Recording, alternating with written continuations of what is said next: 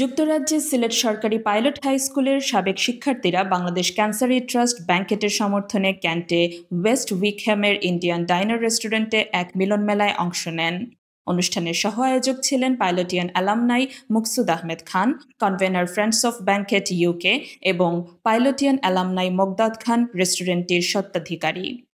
Banquet বাংলাদেশের মানিকগঞ্জের সিংগাইরে দেশের প্রথম পারিবারিক ক্যান্সার কেয়ার সেন্টার প্রতিষ্ঠার উদ্যোগ নিয়েছে। এর লক্ষ্য হল আর্থিক, সামাজিক বা মানসিক কারণে অবহেলিত ক্যান্সার রোগীদের শেষ জীবনে মর্যাদা ও সেবা নিশ্চিত করা। বাংলাদেশে বিশেষায়িত ক্যান্সার হোম বা পোস্ট কেয়ার সুবিধার অভাব পূরণেই এই উদ্যোগ গ্রহণ করা হয়েছে। অনুষ্ঠানে সভাপতিত্ব করেন মুকসুদ আহমেদ খান বাবুল এবং সঞ্চালনা করেন সাংবাদিক নজরুল ইসলাম বাসন।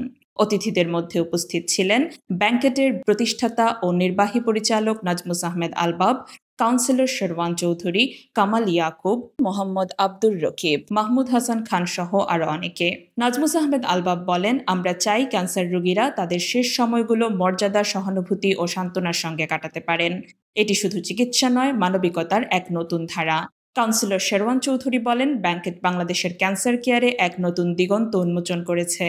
আর কামাল ইয়াকুব বলেন, এই প্রকল্প রোগীদের জন্য মানবিক আশ্রয়স্থল হয়ে উঠবে, যা আন্তর্জাতিক স্বীকৃতির যোগ্য।